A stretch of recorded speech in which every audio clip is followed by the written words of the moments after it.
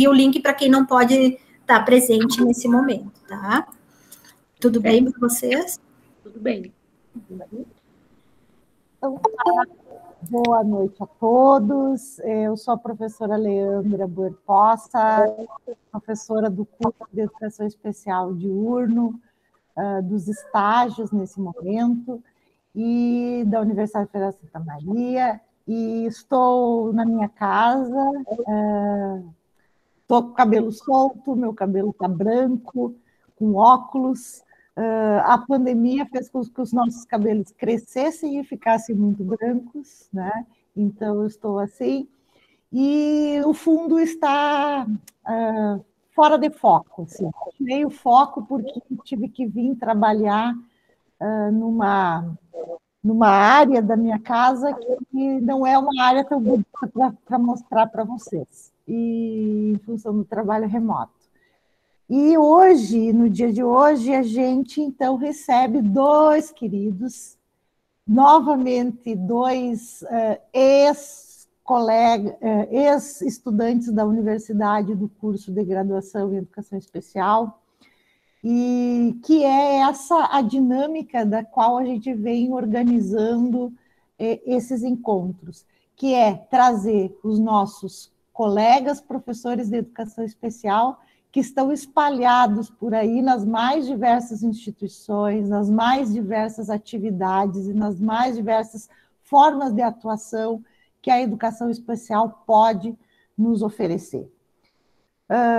Essa ideia, João, Léo e Tati, foi em função de que a gente tinha que fazer parte dos estágios e precisava colocar as pessoas que estão em processo de formação, seja nos estágios, seja no PIBID, seja no residência pedagógica, em contato com determinadas práticas. E a gente pensou, num troca-troca de experiências que as pessoas tragam para eles e contem um pouco dessas experiências, é que a gente poderia efetivamente construir essa relação entre esses estudantes e esses profissionais que são hoje vocês dois que estão aqui com a gente para compartilhar. Então, desde já, agradecer muito por vocês terem aceitado o nosso convite. O Léo já participou numa outra atividade da Sabrina, que a Sabrina organizou, que foi muito legal. A Tati vem fazendo umas parcerias muito legais com a Eliana, né, nessas discussões sobre a temática de hoje, que é a atuação do professor de educação especial em instituições especializadas. Então, aqui nós temos vocês dois para nos trazerem essas experiências, para nos contarem um pouco dessas experiências e efetivamente nos apontarem, porque a gente fez aquelas perguntas lá que vocês, para servir de referência para essa discussão de hoje. Mas, mais que tudo, para envolver essas perguntas, é que vocês falassem, a princípio, uns 15 minutos, o Léo, 15 minutos a Tati, para dizer aonde vocês estão trabalhando, como é que vocês se constituíram, como é que foi essa saída do curso de educação especial, se formar e ir ganhar vida profissional e fazer essas trajetórias que vocês vêm fazendo. Então, que vocês nos contem um pouco sobre isso. E eu queria, para a gente pensar assim, uma organização, 15 minutos o Léo, 15 minutos a Tati, depois a gente pode abrir para algumas questões, e depois mais 15 minutos, e aí a gente vai fechando assim, porque senão fica, para a gente poder controlar, então, um pouquinho esse tempo. Passo, então, para vocês se apresentarem, dizerem dessa saída do curso de Educação Especial e chegada nessas instituições que vocês trabalham, e essa composição de profissional que vocês foram se constituindo e tal, e servem de referência para nós hoje, para estar aqui mostrando essas experiências. Muito obrigada por terem aceito. Léo, passo para você, pode ser, Tati? Vou fazer mais longe primeiro. Pode ser, sim. Os mais velhos também. Boa noite a todas e todos. Professor Léo, eu estou, nesse momento, na sala da minha casa. Atrás de mim tem uma porta da minha sacada com uma pequena cortina de origami. Eu sou um homem branco de cabelo curto, estou usando óculos neste momento e estou vestindo um blusão cinza de lã. Bom, como eu cheguei em uma instituição especializada, né, logo após a, a formação, que foi em 2001, terminamos o curso em 2002, a nossa formatura. Em abril, eu recebi um convite para vir para Florianópolis para assumir uma vaga de professor na PAI de Florianópolis. E essa vaga surgiu porque duas colegas da graduação já estavam fazendo estágio de conclusão de curso na instituição. Então, era uma vaga, era um contrato temporário, né, de ACT, né, admissão em caráter temporário, mas eu tive a sorte de que no mês de maio abriu o concurso para efetivação aqui no Estado, através da Fundação Catarinense de Educação Especial, que eu fiz e passei, felizmente. Então, eu já, em outubro de 2002, já tive a homologação, né, da minha efetivação no Estado, né? E sempre através da Fundação Catarinense de Educação Especial, que é o órgão que regulamenta, né, as políticas de educação especial no Estado de Santa Catarina, porém com atribuição de exercício nas APAES, na época, né, na PAI, no caso, na PAI de Floripa, né? Hoje já não estou mais lá. Então, assim, como é que sustenta o meu trabalho em instituição especializada a partir da minha formação? Assim, eu acho que até eu já disse em outro encontro, né, que a gente aprende a dar valor à nossa formação no momento que a gente realmente sai da graduação e quando você inicia realmente o seu trabalho efetivamente na prática, você percebe que assim, o quanto a sua formação é significativa, porque assim e era nítido, assim, até em outros concursos, todo ano tem ainda a seleção para candidatos a contrato temporário aqui. Né? Então, os 20 anos que eu estou aqui, todo ano tem. E já tem pessoas que quando sabem que tem alguém que vem da Federal de Santa Maria para concorrer, nem fazem. Porque, porque sabem já, né, da qualidade, né, da formação que o curso nos oferece. Né? Então, até que, né, a gente, durante a nossa graduação, a gente até faz algumas críticas enquanto está lá, mas depois a gente aprende a reconhecer que, apesar de todos os problemas que são normais, a nossa formação faz muita diferença, sim, aqui fora, né? Então, eu iniciei lá na PAI, trabalhando em sala de aula, educação. Na época, ainda tinha um projeto, o projeto Águia da Federação Nacional das APAES, que era a PAI Educadora. Então, era como se fosse uma escola, né? Educação infantil, ensino fundamental e tal. Então, eu comecei com turmas de educação infantil e ensino fundamental, que, apesar dessa configuração, foi um momento bastante rico, né? Que eu depois, em outro momento, gostaria até de poder falar um pouco mais sobre isso, que é a relação com contato com outras áreas, né? Porque daí tem toda uma equipe técnica numa instituição especializada, né? Então, não é só a área da educação, né? Tem a área da saúde também. E quanto eu aprendi com, com essa parceria, na verdade, né? Que se estabeleceu entre a área da saúde e a educação. Né? Então, basicamente, foi assim que eu cheguei aqui em Santa Catarina e atuando numa instituição especializada. Depois, acho que eu vou passar para a Tati, e aí depois a gente vai fazendo... Isso. Bom, Tá bom? Tati, se apresenta e dá essa introdução também. Tá bem. Então, eu sou Tatiane Marques, eu trabalho hoje como professora educadora especial na APAE. Eu estou na sala da minha casa com uma parede branca, sou uma mulher negra, estou usando óculos e um blusão de lã branco com preto. A minha trajetória na PAI é um pouco diferente, porque primeiro eu conheci a PAI, comecei a trabalhar na PAI para depois eu ir para o curso de educação especial. Comecei na PAI logo saindo do segundo grau, né? Trabalhando como monitora e fiquei por um bom tempo. Depois iniciei no curso de pedagogia na UFN hoje, e aí que me deu a oportunidade de assumir uma turma, que era a oficina de padaria, quando eu trabalhava com os alunos, né? Um ensino profissionalizante. Fiquei por mais ou menos uns 8 ou 9 anos com os alunos, né, trabalhando nessa oficina, onde preparava os alunos para o mercado de trabalho. né? Ali a gente trabalhava práticas de rotinas de trabalho, no dia a dia da oficina.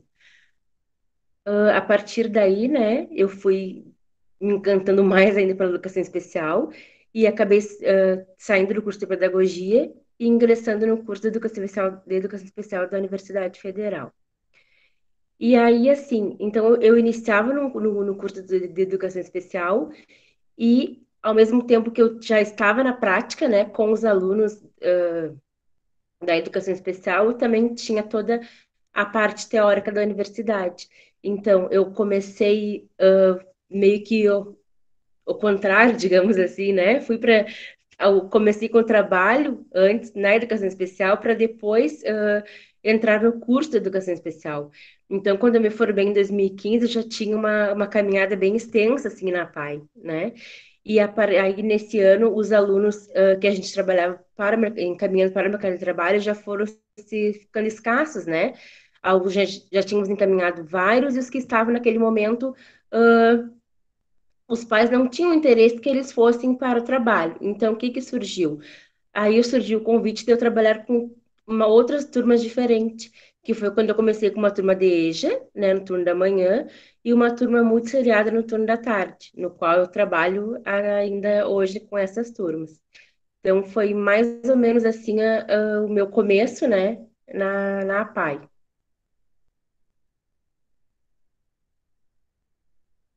Legal.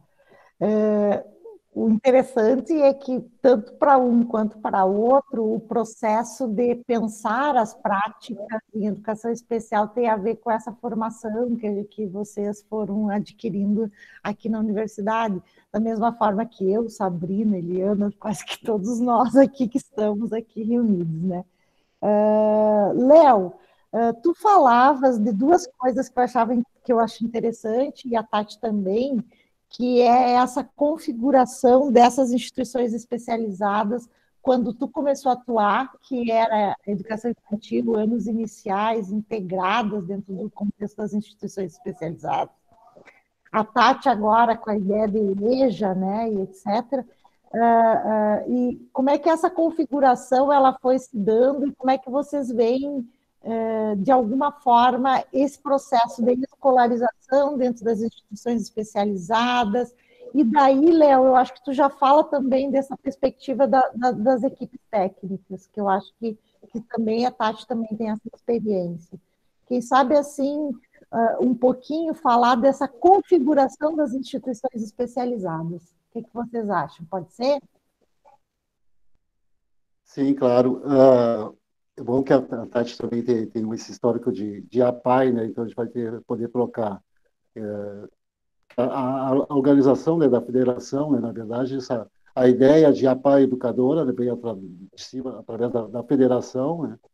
E como eu falei lá no início dos anos 2000, estava muito forte, que era um projeto Águia, né, de APAE educadora, que era configurar a instituição especializada como escola, né? Paralelo a isso, lá né, também, felizmente, eu pude acompanhar, em Florianópolis foi o município polo para começar a discutir a Política Nacional de Educação Inclusiva de 2008, né? E, felizmente, na Paz de Floripa, tinha uma parceria também tinha professores contratados pelo Estado, mas também tinha pelo município. Então, tinha uma parceria também com o município. Então, através da Secretaria Municipal de Educação de Florianópolis, eu tive a felicidade de poder participar das discussões, muitos encontros com a Maria Tereza Mantuan e tal. E essa discussão em relação à educação inclusiva começou antes mesmo, isso bem em 2003, 2004. Paralelo no Estado também já estava começando uma discussão, né, para a construção da política estadual de educação especial, né? Então,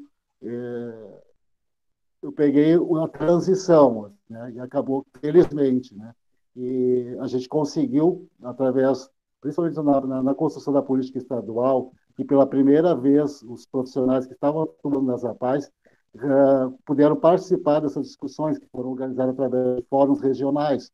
Então, todos os profissionais das APAES, cedidos pela Fundação, foram liberados e receberam, inclusive, diárias para poder participar desses fóruns regionais para discutir a política de educação especial de Santa Catarina. Então, a política estadual e a nacional, mais ou menos na mesma época, né? Aqui, na verdade, começou até a estadual começou um pouquinho antes até do que a nacional, né? Até teve questão de terminologia, o AE aqui era chamado de SAED, né? De Serviço de Atendimento Educacional Especializado, né? E a gente conseguiu, assim, eu falo já me incluindo, né? Mas eu acho que eu tenho bastante, na verdade, eu me orgulho muito de poder ter tido essa oportunidade de participar da construção dessas duas políticas, né? Tanto a estadual quanto a nacional, né? E fazer valer realmente essa política, né? Então, através da parceria com o município de Florianópolis, na época, a PAI de Florianópolis encaminhou todas as crianças em idade escolar de 7 a 14 anos que estavam dentro da PAI, foram todas encaminhadas para o ensino regular do município. Na época eram 111 crianças e adolescentes, pré-adolescentes, que foram encaminhados. E isso foi todo feito um trabalho com as famílias, né, um trabalho de convencimento, de esclarecimento com as famílias, e todas elas toparam. E até hoje, nenhuma dessas crianças voltou para a PAI. Isso, assim, para mim, é uma vitória, assim, sabe? Que eu saiba, nenhuma criança ainda voltou para a PAI. Talvez, agora, recentemente, já não sei mais, talvez alguém tenha voltado para um programa de educação profissional ou alguma coisa nesse sentido. Então, por enquanto, era isso que eu ia em relação. Não sei se eu respondi, Leandra. Sim, sim. Mas assim, fica bem livre de vocês quererem falar também o que vocês quiserem. Tati, quer falar sobre isso?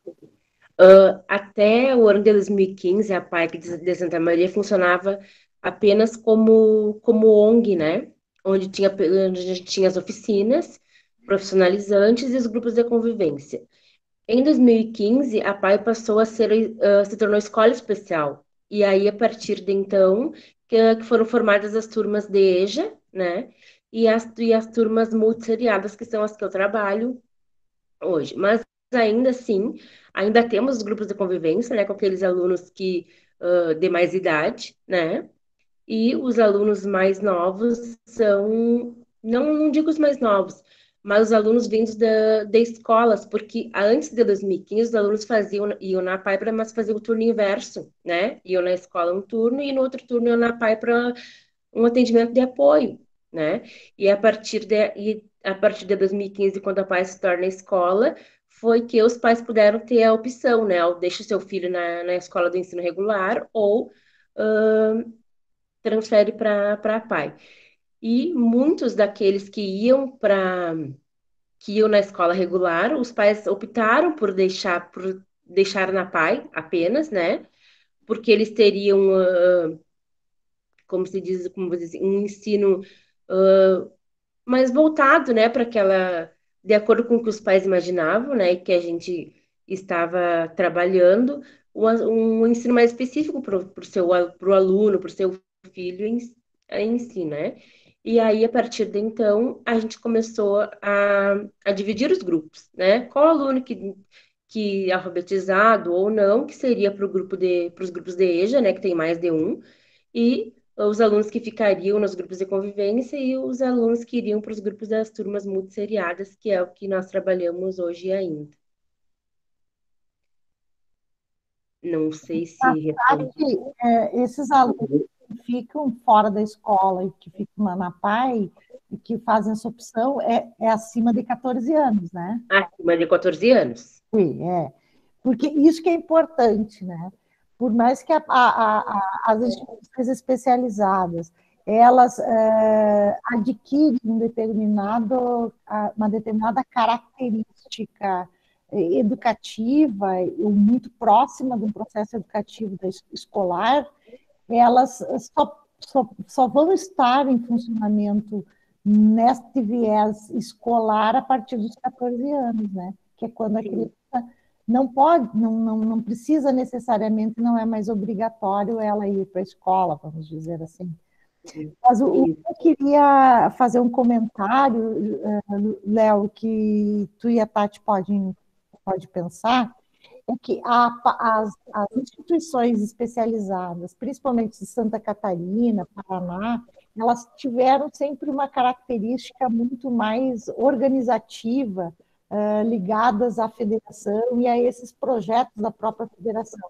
Tempo que também eu fui professora de APAI em Jaraguá do Sul. Então, que é em Santa Catarina, de 97 a 2005. Então, esse processo, para mim, foi muito, muito forte, assim, que é um pouco disso que o Léo falava, né, dessas políticas que aconteceram, e de reformulação, da passagem da ideia de escola para uma instituição especializada que servisse enquanto instituição de apoio às instituições escolares, que é o caso do SAED, lá em Santa Catarina. Né?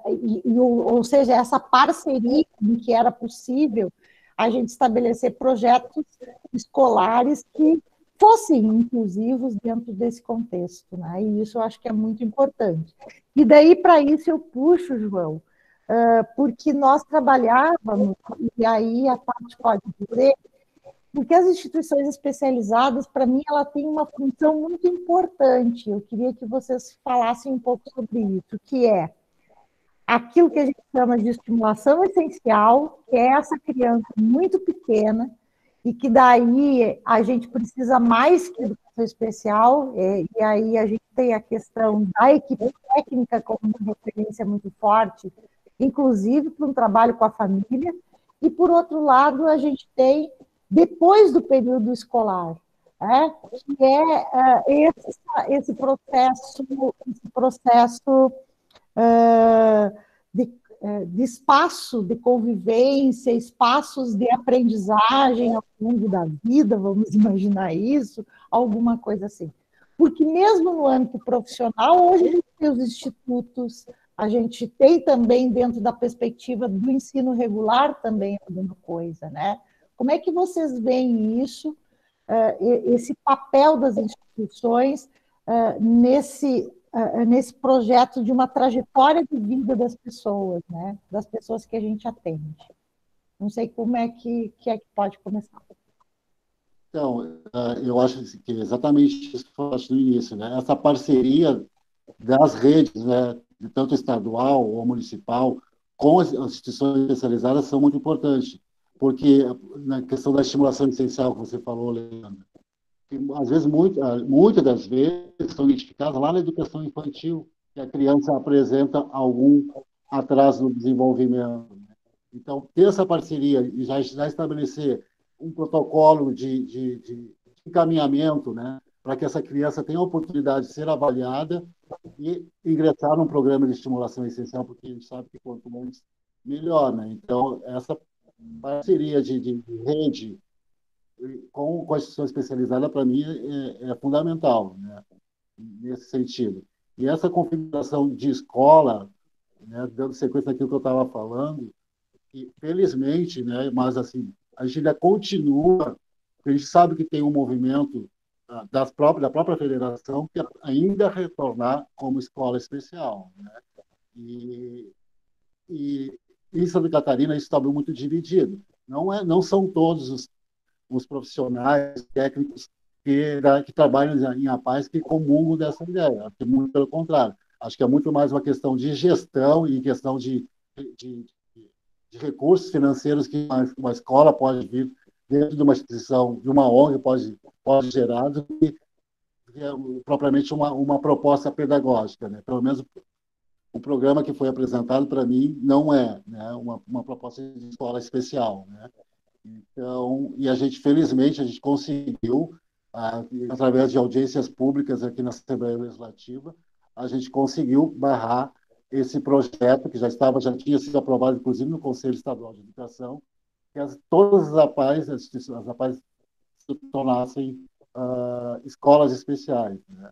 E não centros de atendimento educacional especializado. E, felizmente, até esse momento, a gente conseguiu ainda impor nessa perspectiva da educação inclusiva mesmo, né? Sempre fazendo essas parcerias, né, com as redes. Né? Então, geralmente, a rede municipal sempre tem uma parceria com a parte do seu município, né? Lá no início ainda tinha o SAED dentro das instituições, né? Mas hoje acho que são poucas APAES que têm, se é que tem ainda, né? Porque é claro que tudo é processo, né? Até as redes municipais e estaduais começarem a se organizar e formarem as suas turmas, as salas de atendimento educacional especializadas, salas funcionais e tal. Isso levou um tempo, né? E enquanto isso, não tinha outra alternativa a não ser a APAE dar o suporte para essas crianças, né? Então, elas frequentavam o SAED 2 vezes por semana, né, na instituição. Mas isso, com o tempo, na medida que as instituições regulares foram se organizando, essas crianças não deixaram de frequentar. É isso. Tati. Isso. Assim, né, a gente também temos uma parceria, né, com as escolas e com o município, no sentido de que a gente não temos turmas dos pequenos ainda, né? Mas a PAI presta o atendimento clínico, né? Porque nós temos um centro de reabilitação, e a equipe multidisciplinar presta o atendimento às crianças, né? Que estão no turno, no ensino regular, nas escolinhas, e quando tem alguma necessidade de algum atendimento de fono, DTO, eles encaminham para a PAI, né? Para fazer os atendimentos com os profissionais. Então, a gente faz essa parceria para que a gente tenha, como dizer, que os alunos vão se desenvolvendo, né, a partir das suas, não dificuldades, né, mas por exemplo, o atendimento às famílias, de dúvida dos pais, né, desde da parte psicológica, que os pais têm muitas dúvidas em relação aos pequenos, de como trabalhar, de como fazer um atendimento, não um atendimento de mas como lidar, né, com os seus filhos em casa. Então, a gente faz toda essa assessoria quando vem encaminhado da escola, né, que as professoras encaminham para a PAI, a gente também presta esse atendimento. Não sei se respondi. Legal, legal. É porque como é que a gente consegue, né, desvincular um pouco, e isso é uma discussão que a gente vem fazendo, eu acho que ao longo da nossa trajetória, e como é que a educação especial vai se constituindo, de que forma é que a gente pode tirar da noção da deficiência sob a perspectiva do indivíduo para colocar parcerias das instituições, ou seja, como é que as instituições especializadas, a partir do trabalho que desenvolvem, elas também possam impactar as instituições escolares ou as instituições de educação infantil, enfim, no sentido de alertar um trabalho pedagógico com a perspectiva das diferenças que compõem o alunado, que compõem a gente como seres humanos, né? Então, de que forma é que essas coisas podem nos tirar dessa ideia de um sistema paralelo que vai trabalhar a falta dos indivíduos, né? Aquilo que falta aos indivíduos, aquilo que seria a dificuldade daquele indivíduo. Quando que a gente vai pensar, justamente são as estruturas socioculturais que deveriam ampliar-se para dar conta dessa diferença ou dessa diversidade, seja como vocês possam entender. E daí, nesse sentido, eu queria que o Léo apresentasse essa outra instituição que ele está trabalhando agora, né? E de que forma, por exemplo, esse processo não falta do indivíduo, mas preparar ele para ele se constituir nesta sociedade, para que essa sociedade se constitua com ele. Esses espaços que a Fundação vem construindo de parceria com a própria sociedade, com as empresas, com as indústrias, enfim, com tudo, e com as escolas, que possa dizer o seguinte: nós vamos formar essa instituição que está aqui fora para receber esse indivíduo que é também diferente. Como é que se dá esse processo? Como é que vocês vêm trabalhando nisso? E daí, Léo, eu queria que tu apresentasse um pouco a Fundação, porque a Fundação, para nós, é uma importantíssima instituição especializada em educação especial, que serve de referência para o Brasil inteiro. E eu acho que daí tu pode falar um pouco sobre isso, porque tu está lá dentro. Sim. Então, a Fundação, como eu já disse, né, é o órgão responsável, né, pela regulamentação da política de educação especial em Santa Catarina. Né? E eu, esses anos todos, apesar de sempre fui, na verdade, servidor da Fundação, contribuição de exercício nas APAES. Então, até o pessoal que trabalhava na Fundação não conseguiu nos ver, nós profissionais das APAES, como sendo integrantes da Fundação. Até que, de uns 3, 4 anos para cá, através da APAES de Florianópolis, surgiu a ideia de mudar a forma de convênio, né, da Fundação com as instituições especializadas. Né? Que até então era através de cedência de profissionais, né, para transformar isso em valor, né, um valor correspondente àquele número X de profissionais. E isso acabou passando, foi a primeira, começou pela parte de Florianópolis, né, e hoje é o modelo de o MRD, né, de modelo de repasse direto. Né. E daí são as APAES que administram esse dinheiro e fazem a contratação desses profissionais. A meu ver, isso foi um retrocesso, porque os efetivos tiveram que sair das instituições ou ir para o campus da Fundação ou para uma outra APAE que ainda não assumiu esse modelo, que continua com o modelo antigo, entendeu? Então, ainda está uma discussão muito grande, uma insegurança muito grande. Eu mesmo poderia ter ido para uma outra APAE aqui da região, né? Eu estava na APAE de Palhoça, quando a APAE de Palhoça também aderiu a esse modelo de repasse, né? E aí eu decidi, eu poderia ir para Santo Amaro, ou para São José, ou Biguaçu, os municípios aqui próximos, né? Mas eu decidi, eu achei melhor, mais seguro para mim, ir para o campus da Fundação, que é no município de São José. Né? Então, lá eu estou desde 2019, atuando no Centro de Educação Profissional, né? De Educação e Trabalho, né? O CENET, onde tem 2 programas, um deles, que é o que eu trabalho, vai deixar de pertencer a esse centro, e, na verdade, ele nunca deveria ter estado lá, né? Que é o Programa de Atividades Laborais, que são para aqueles jovens e adultos que já passaram por um programa de educação profissional, ou por N motivos não vão ser inseridos no mercado de trabalho, né? E estão lá, institucionalizados, né? Então, para mim, eles não deveriam mais estar dentro de um centro de educação e trabalho, né?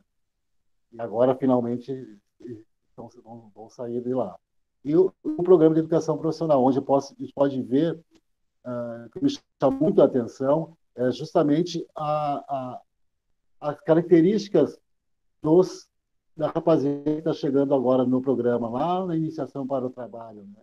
A diferença lá antes da política e agora com a política de 2008. A gente está começando já a colher os frutos dessa política, porque eles já estão vindo com uma característica completamente diferente.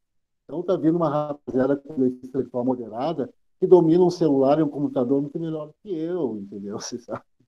E me dão um banho, assim, em YouTube, me mostrando vídeos disso, vídeo daquilo, e vários programas e aplicativos e tal. Então, assim, completamente diferente daqueles que ingressavam lá no início dos anos 2000 ainda, né? Então, e eu atribuo isso justamente à questão como resultado mesmo da política, né? De 2008, né? Nessa perspectiva da educação inclusiva. Então, muda, efetivamente, muda muito mesmo. É visível isso. Né? E me chama, assim, o que me incomoda, entre aspas, assim, é essa insistência e essa eterna vigilância que nós temos que ter para não ter o retrocesso a esse processo. Né? Que, às vezes, as pessoas, por outros interesses, acabam interferindo, criando, né, propostas mirabolantes, né, que, a meu ver, só retrocedem, só segregam né, e institucionalizam pessoas que poderiam estar vivenciando outras experiências, né, numa perspectiva lá de um mundo mais inclusivo. Legal. Tati, tu queria falar um pouquinho, e eu gostaria que tu falasse, de por que vocês optam na instituição especializada a fechar o serviço de formação profissional?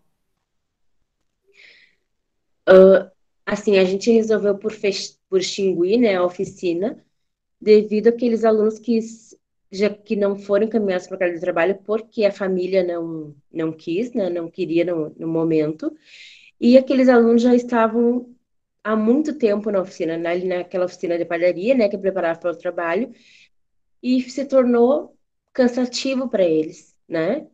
Sempre a mesma rotina, não a mesma rotina, mas a rotina de trabalho, né? No horário de entrada, de sair, de postura, eu não poder fazer algumas atividades que os outros alunos faziam, porque eles tinham aquele compromisso com o trabalho, né? Então a gente reuniu as famílias e conversamos. Se ainda havia aquele interesse de que a gente continuasse fazendo aquele treinamento, né? Porque é desde a gente eu fazia desde o do treinamento ali na oficina, na sala, quanto o treinamento de saber pegar um ônibus, né? Saber ir da pai até a sua casa, que ônibus que ele ia pegar, qual é o trajeto, o caminho que ele ia fazer, né? E muitos daqueles alunos não eram alfabetizados. Então, acho que talvez isso até seria o mais, como você diz assim, o maior receio das famílias, né? Como que meu filho, que não é alfabetizado, vai sair sozinho, como as mães diziam, né? Eu tenho medo de deixar meu filho ir sozinho.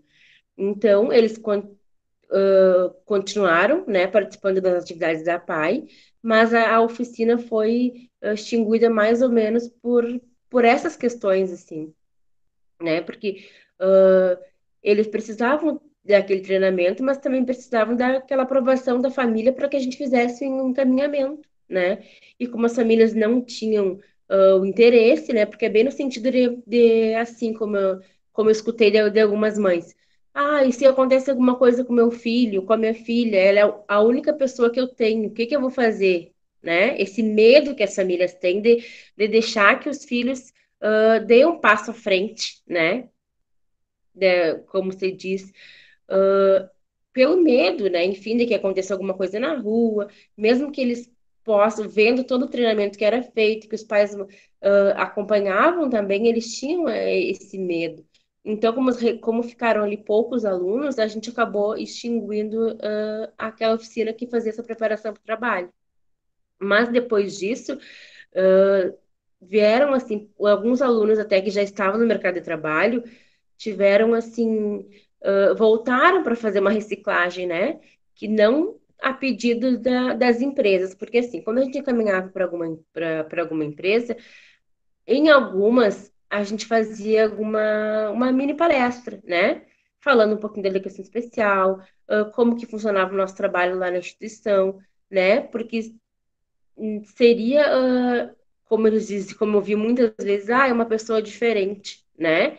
E eles tinham que saber, eles queriam saber, os funcionários das empresas que a gente encaminhava, como que eles iam lidar com aquela pessoa, qual seria o tratamento, né? Dessa questão também, como surgiu, esse aluno de vocês vai ter o mesmo salário que eu, né? Se ele vai ter um trabalho mais no ponto de vista deles, né? Não vai fazer tantas coisas como eu faço aqui na empresa. Então, como que ele vai ganhar o mesmo salário? Né? Essas perguntas todas eram feitas. Então, né, eu junto com a equipe multidisciplinar, psicóloga, assistente social, a gente fazia esse trabalho de esclarecer, né, os próprios funcionários daquela empresa que estava recebendo o nosso aluno para ter o melhor tratamento possível, né, e que eles ali permanecessem naquele trabalho, né, não fossem uma semana, um mês e não quisessem ir mais. Tanto que as experiências que nós tivemos, acho que de 30 alunos, uns 3 ou 4 foi assim que saíram, né? Mas por opção deles, não que tenha dado errado o trabalho, que tenha dado algum problema. Por opção da família e por própria a opção do ex-aluno também, né? Legal. Vocês acham, Cara, só eu faço perguntas, né? Tá aberto aí. Agora eu vi a professora Maria Alcione e vocês estavam falando. Léo, tá vendo a Maria Alcione, né? Tati. A Tati, eu não sei se foi aluna da Maria Alcione, mas o Léo com certeza foi. Não, eu não fui. Eu não fui. Não foi, Léo? Não estou te escutando. Tá desligado o microfone dele. Léo, tu está com o microfone. Claro, claro, desculpa. Claro, Maria Alcione, querida, cadê ela? Não está aparecendo aqui. De casaco vermelho. E tá a Andréia aqui, eu não sei. Estou aqui, querido. Né? Ô, meu amor! Atrasei um pouquinho, porque tive um outro compromisso, mas não podia deixar de vir assistir você. Matar a saudade, lembrar daqueles tempos lindos que a gente... Que alegria te ver. Lembro sempre de ti. Sempre, sempre. Todo dia tem alguma situação que eu me lembro, assim, ou do estágio. Ainda ontem eu estava falando sobre o estágio, lembrando de você. Obrigada, meu anjo. Muito obrigada. Eu que tenho que agradecer a você. Deixo aberto, quem quiser fazer perguntas, por favor, já vai fazendo. Mas então, assim, eu olhando para a Maria Alcione, agora eu me lembrei de uma pergunta assim, para fazer para vocês, porque vocês estão dentro das instituições especializadas, e isso também pressupõe que a chegada e o modo com que as famílias têm lidado com as questões da deficiência, porque a Tati dizia dessa superproteção em torno da gurizada que estaria pronta para o mercado de trabalho, mas não vai por meio dos pais, etc, etc. Vocês acham que houve algum tipo de mudança dos tempos para cá, ou vocês acham que se mantém a mesma lógica? Eu acho que eu continuo afirmando que houve uma mudança, sim, como eu disse, né, como resultado da política de 2008, né, educação inclusiva. E essa gurizada de 17, 18 anos que hoje estão ingressando no programa de educação profissional estão vindo com outra bagagem, justamente por ter tido a oportunidade de frequentar um ensino regular, né? Então, eles vêm completamente diferentes, né? Enquanto essas dificuldades em relação às famílias de acreditarem, de apostar nas possibilidades do seu filho, nas capacidades do seu filho, e não a possível inserção, isso também acho que o programa de educação profissional tem que ter muito claro isso, desde o momento que recebe essa família, o serviço social e a psicologia, até junto com a pedagogia, né, tem que fazer todo um acolhimento dessa família e já ir colocando, olha, já estabelecendo essa parceria e colocar também isso de forma oficializar essa parceria, através de um termo de compromisso. Olha, ele vai passar por um programa, por etapas, é muito importante que a família seja parceira, ele vai ter que aprender a usar o transporte coletivo, e se ele quer ser profissional, como é que ele vai para o mercado de trabalho se ele não sabe andar de ônibus? Então, todo esse convencimento tem que ser feito já desde os primeiros contatos com essa família, né? No sentido de realmente estabelecer uma parceria para que a passagem dele por esse programa realmente seja efetiva e que ele realmente seja inserido no mercado de trabalho, né? Então, esse termo de compromisso, e acho que também é muito importante a questão da terminalidade, né? Dentro de um programa de educação profissional, saber até quando ele vai ficar ali. E se chegar um momento lá no final das etapas, e se concluir através de todos os protocolos avaliativos que tem, né, todas as etapas, se concluir que, infelizmente, ele ainda não está pronto para, entre aspas, para ser inserido, o que se faz, né? Aí a gente tem muito cuidado para ele não institucionalizar. A gente já está no termo de compromisso, ele tem que sair. A família tem que procurar outras formas na comunidade, em outras pastas, né? Ou na saúde, ou na assistência, na saúde, na Secretaria de Esportes, de Cultura e Lazer, para ver outros serviços da comunidade. Porque enquanto as instituições especializadas estiverem abraçando tudo, a inclusão não vai acontecer, entendeu? Então, eu acho que é muito importante que tenha muito claro no termo de compromisso a questão da terminalidade e a questão da parceria, né? Da família com a instituição nesse processo de educação profissional dos filhos dele.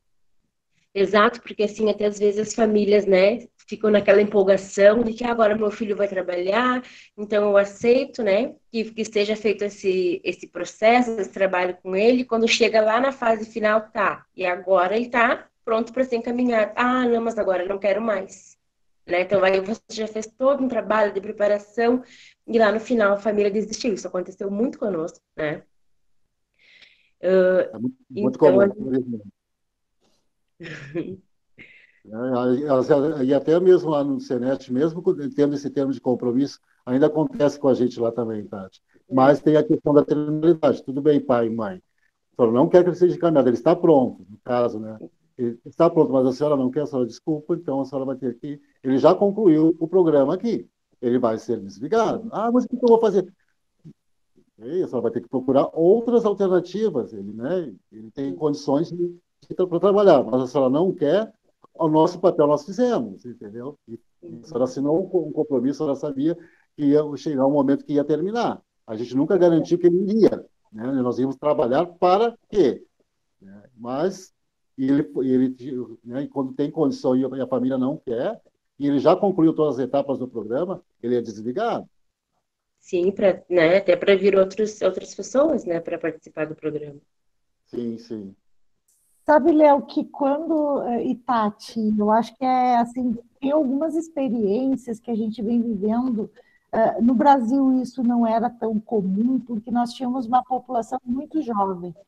Só que, por exemplo, na Europa, a população era mais velha do que jovem, né?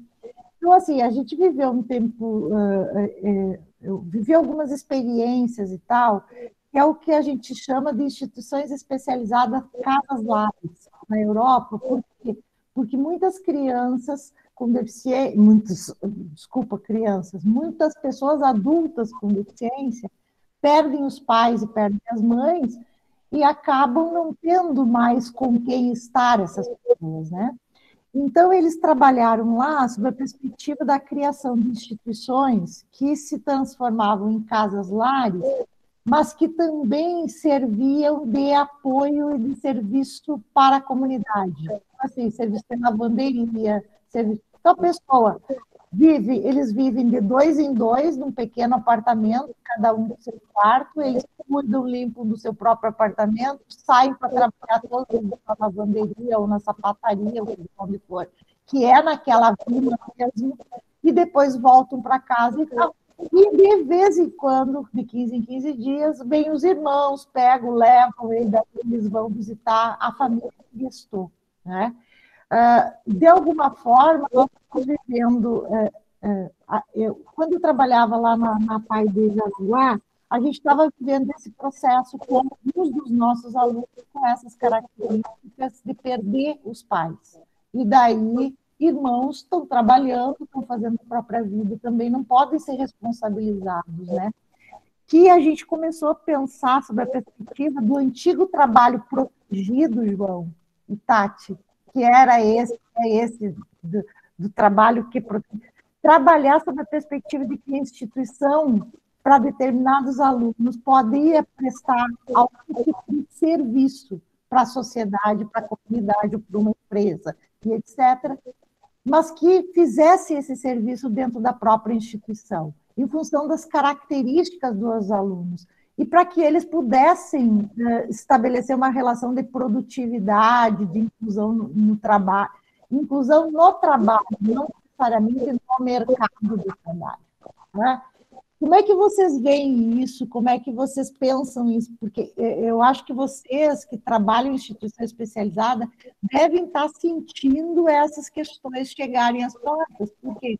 Porque a nossa população, em geral, no Brasil, está virando, ou está se constituindo, está indo para o caminho do que foi a população europeia nos anos 90, nos anos 80, nos anos 70, que é o envelhecimento da população.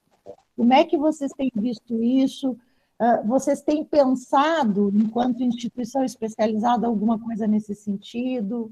Enfim, para pensar futuro, também que as gurias tivessem essa ideia de que a gente está aqui, a instituição especializada funciona desse jeito, Mas como é que ela vai ter que pensar a partir das condições da própria sociedade, algumas coisas, né? Enfim. Aham. Leandro, assim, em Santa Catarina, assim, esse movimento é muito forte nas rapazes, né? Algumas delas já têm uma estrutura de casalar, né? Não sei se você conheceu a Casalar da Paz de Florianópolis, que acho que foi uma das primeiras, através de uma parceria da PAI com o Instituto Guga Kiften, né? Se construiu no terreno da PAI uma casa lá justamente para atender as pessoas com essas características que tu acabou de falar, né? Existe até hoje e é bem dessa forma como tu descreveste, né? Eles moram lá, eles fazem todas as atividades de vida diária deles. Tem uma mãe social, que acredito que seja até hoje, seja dessa forma ainda que eles trabalham lá. Faz muito tempo que eu saí de lá, já não sei mais como é que está se configurando hoje lá. Mas na época era uma mãe social que morava junto com eles. Tinha uma outra mãe plantonista durante o final de semana, porque essa profissional que trabalhava lá não podia ficar. Tinha que ter os seus horários de folga também, sua vida também, né?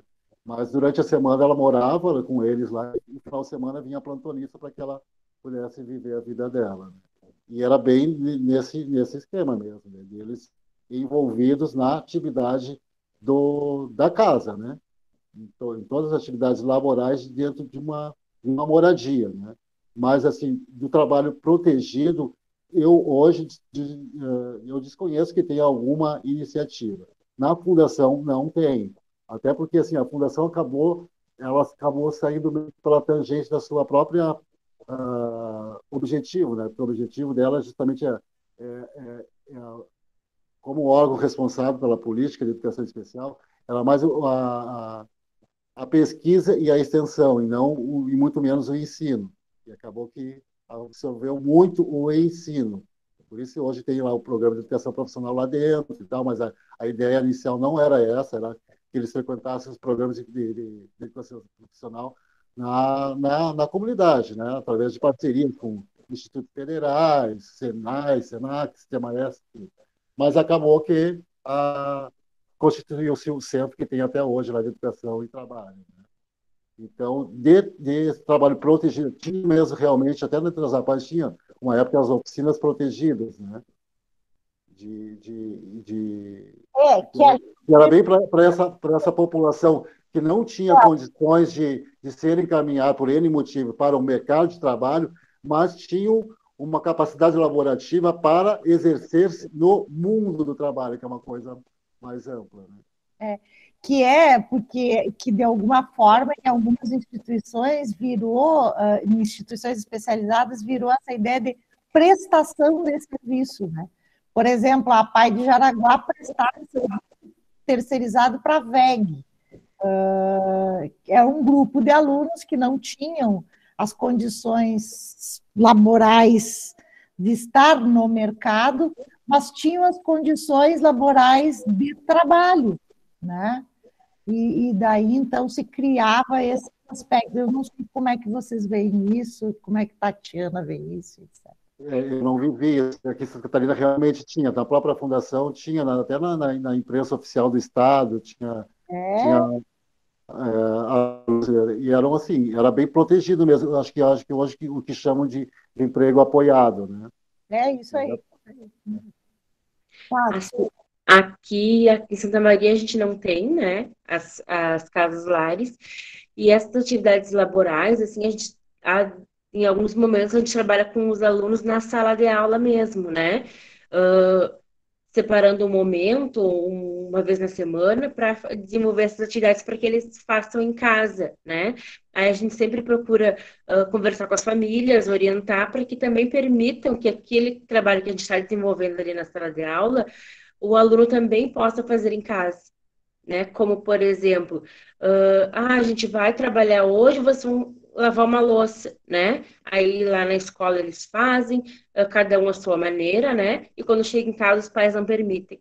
Porque demora muito, porque vai quebrar as minhas louças, né? Então, a gente trabalha na escola e vai conversando com os pais para que permitam que eles façam em casa, mas não que sejam, que tenham um espaço voltado só para esse trabalho, né?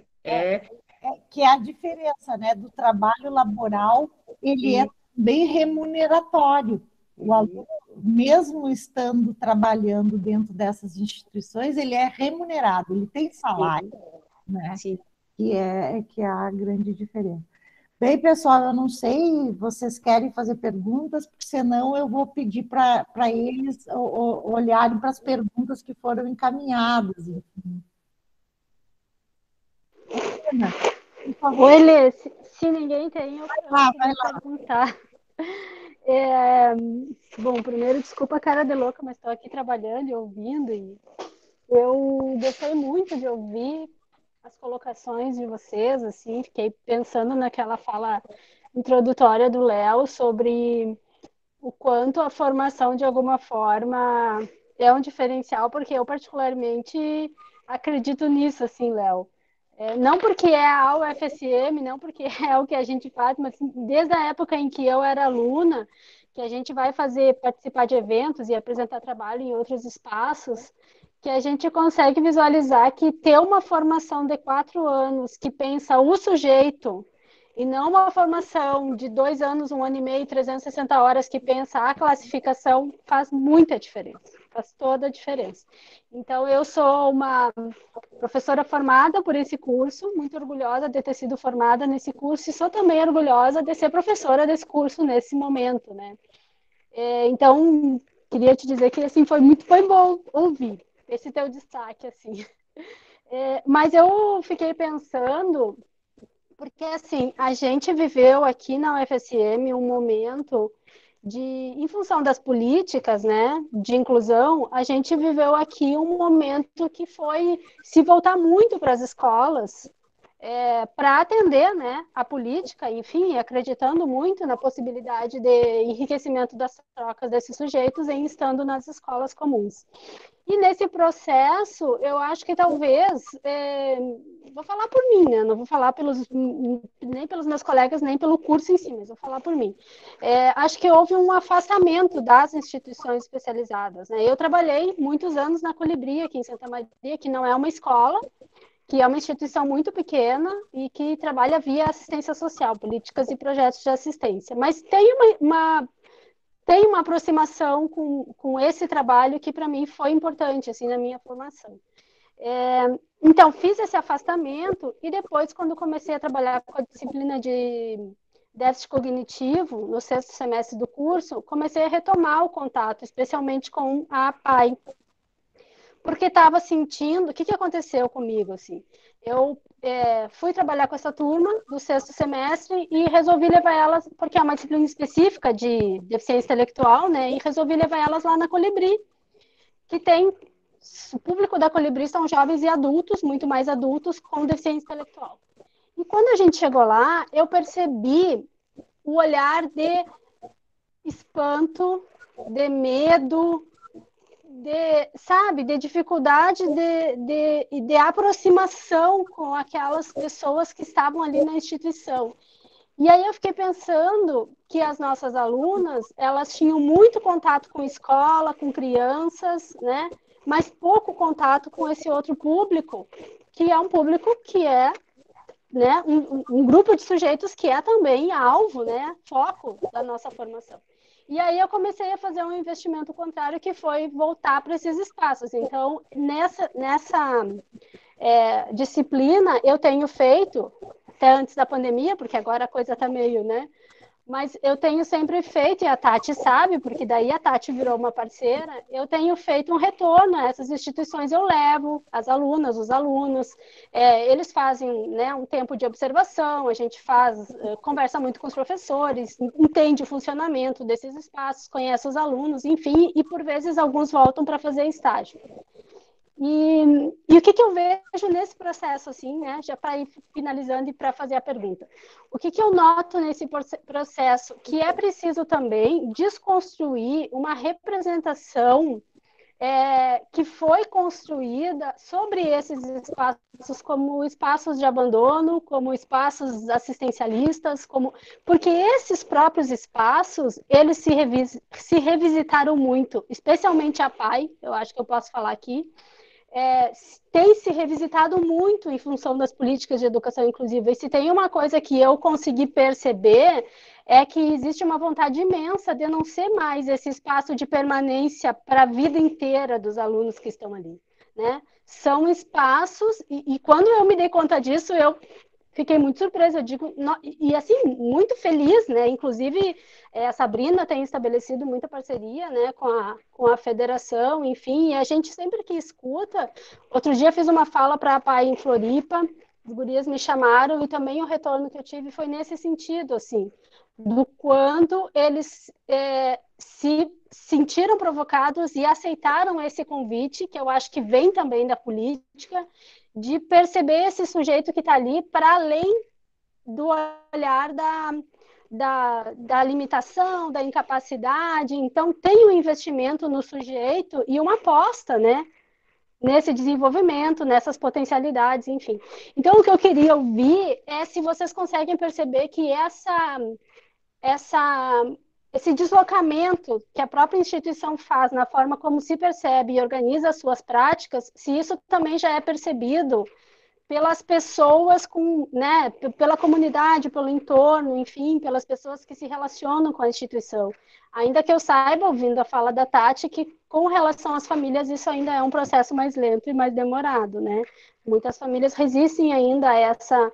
Mas, de qualquer forma, eu queria entender um pouquinho se vocês entendem se vocês acham que essa modificação na forma de significar a instituição, o trabalho, né, os alunos, enfim, se isso também já reverbera para além da paz, sabe? Então, Pode ser, Léo, vai lá.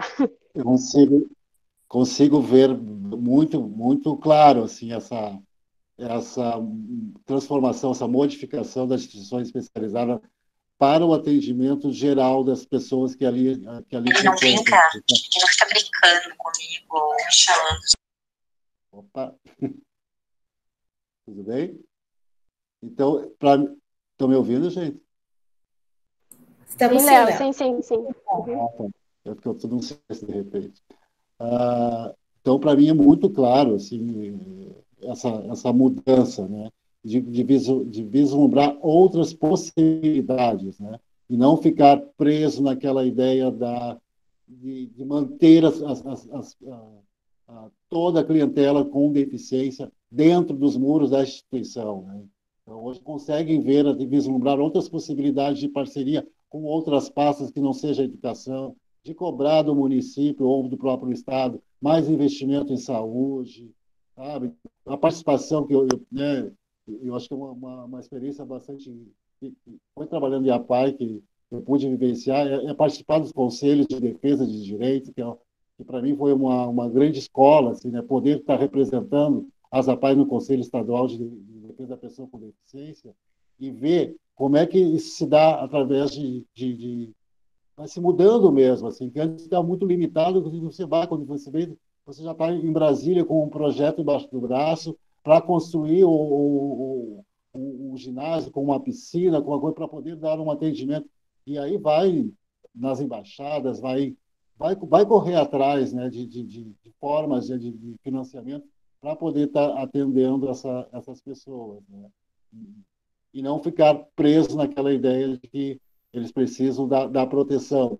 O símbolo, né, até hoje não tem como mudar das mãozinhas com a florzinha, não tem como, porque tem todo um valor histórico aí, né, que carrega aquilo ali, e até de marketing, de imagem, né, que eu acredito que não vai mudar nunca as duas mãozinhas com a florzinha ali no meio, de proteção, né. Isso é só uma logomarca, né. Então, acho que é uma das marcas mais fortes no país, acho que é a marca da APAI. Qualquer lugar que você vai, mostra as duas mãozinhas com a florzinha, APAI. Então, acho muito difícil que seja mudado, e acho que nem deve mudar mesmo. O que deve mudar, sim, é a forma de gerenciar e a forma de se ver. A instituição precisa constantemente se revendo, né? E sempre nessa perspectiva, sempre da inclusão e de parceiros da inclusão. E sempre porque assim, porque as APAIs vão fechar as APAIs. Bobagem isso. Nunca teve um movimento de fechar as APAIs. Né? O movimento era de inclusão das pessoas, né? no ensino regular das crianças em idade escolar, né? A gente sabia que as APAES não iam fechar, porque as APAES têm, sim, um trabalho fundamental, né, nessa parceria aí, desde a estimulação essencial, com os programas de educação profissional, com as casas-lares, com os centros de convivência, e na questão da reabilitação, em alguns municípios, as APAES até prestam serviço para a Secretaria de Saúde por ter uma equipe mais completa, né, digamos assim, de profissionais da saúde, né? Então, eu consigo ver, sim, que, felizmente, né, embora na questão educacional, aqui, pelo menos em Santa Catarina, está bastante dividido, tanto é que tem uma grande parcela dentro do movimento apaiano apoiando o retorno da escola especial, mas a gente aqui, até esse momento, conseguiu manter, né, de acordo com o texto de 2008, né? Obrigada, Léo. Sabe que eu acho, já até passo, Tati, só para assim, ressaltar, eu acho que essa minha pergunta tem muito a intenção também de convidar as gurias que estão aqui assistindo, né, de repente, a também desconstruir uma certa representação assim, uma representação meio demonizada, digamos assim, das instituições especializadas que a política acabou produzindo, e daí também não estou demonizando a política, né? Mas assim, aquele discurso que constitui as políticas de inclusão, de que essa história de segregação produzida por anos nesses espaços que excluem, que abandonam, que tudo mais, acabou produzindo uma certa forma de olhar para esses espaços que assim, que é enquadrada, né, que não deixa espaço para que se perceba que existem outras possibilidades para além, né? Existe um movimento, essa política produziu efeitos nas instituições, lógico que a gente não generaliza, não, mas assim, há efeitos e efeitos que são muito interessantes em termos de modificação das práticas e das concepções, né? Então é muito bom ouvir vocês. Acho que quando a gente pensou também nesse momento, pensou também por isso.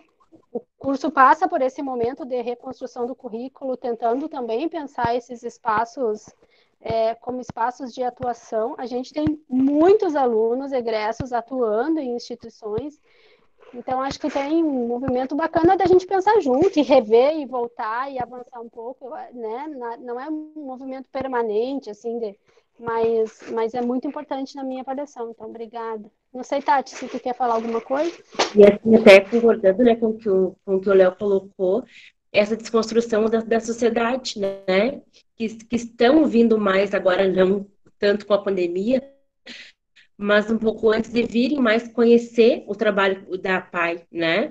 Do que funciona lá dentro, quais são os atendimentos que são feitos, e a partir daí, então, sendo criadas novas parcerias, né?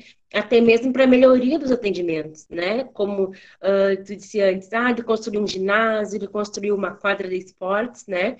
Então, a partir do momento que as pessoas vêm até a instituição para conhecer o trabalho, que estão vendo que aquele perfil do aluno de antigamente é outro perfil, né? Acaba abrindo portas, né? Para que o trabalho esteja cada vez mais melhorado, que seja criado parcerias para que esse trabalho seja contínuo, né? Tenha sempre continuidade e cada vez melhor, né? Com as parcerias. Isso que ele não fala. Sim, com esse conceito de responsabilidade social que começou nos anos 90 em diante, né? Começou os selos, né? Então foi muito importante a instituição começar a sair dos seus muros e pegar carona nesse movimento aí, né? E aí estabelecer parceria, convidar as empresas para conhecer a instituição, entendeu? E tirar as pessoas de dentro da instituição e levar para os espaços públicos, seja né, numa praça. Aqui na Praia de Palhoça a gente fez um movimento. Quando eu cheguei na Praia de Palhoça, a praia ainda estava muito fechadinha, assim, né? E eu disse, pessoal, vamos botar. E teve alguns problemas de gestão alguns anos atrás, até com desvio de a Leandro acho que deve lembrar disso, né? Que pegou isso, né? Quem trabalhava na PAI que estava por aqui soube disso, né?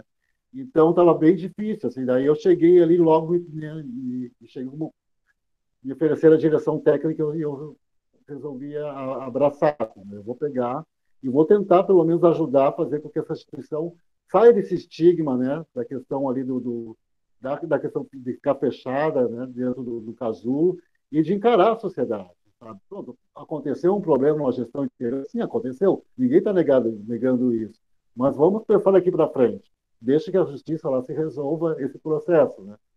E vamos colocar a PAI na rua, vamos levar a marca da PAI para...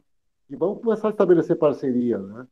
Aí começamos a participar do Conselho Municipal de Educação, fizemos um movimento que era o Passa na Praça que a PAI te abraça, e levar o pessoal todo da PAI, para dentro levar a PAI para a praça. Então, desde a estimulação essencial, pessoal os técnicos da saúde, montando um ambiente mesmo de estimulação, para demonstrar para a sociedade, ilustrar para a sociedade como é que funciona uma estimulação e todos os outros serviços da PAI, né? E isso foi muito legal, assim, que as pessoas passavam e se integravam junto com eles, conversavam, abraçavam, porque a ideia era essa, passa na praça que a PAI te abraça. Então, o pessoal com os cartazes, quer um abraço, não sei o quê, as pessoas já vinham de braços abertos e começaram. Então, assim, eu acho que a minha passagem pela PAI de Palhoça, nesse sentido, acho que foi muito legal, assim, sabe? A partir daí, e empresários passavam pela praça e viam a ação da PAI ali e começaram a despertar mais interesse e começaram a voltar a querer investir na PAI, porque eles estavam um pouco desacreditados em função dos problemas de gestões anteriores, entendeu? E que, felizmente, agora eles estão voltando e a PAI está hoje numa gestão muito legal, assim, né? Tudo muito bem correto, com todos os relatórios direitinho, e está com uma visibilidade muito maior, né? Ver as pessoas na rua o tempo todo. A gente fez, na época que eu estava ali, a gente levou toda a parte das oficinas, dos programas de atividade laboral da época, para um corredor no shopping, né? Porque tem coisas maravilhosas que eles produzem nas APAES, né? Então, a gente conseguiu encher um corredor e um shopping inteiro, assim, de produtos que foram produzidos pelo pessoal da APAE, né? E as pessoas não conheciam, as pessoas, eu não sabia que eles faziam isso. Pois é. Então, assim, e não vão conhecer enquanto a instituição vai ficar fechadinha lá dentro, né? Tem que fazer. A PAI, né, João? Que era lindo também, né, Léo? Muito legal. Eu queria... A Andréia está com o dedo levantado. Pode abrir meu microfone, Sabrina, que antes foi sem querer, peço desculpas. Já estamos te ouvindo, né?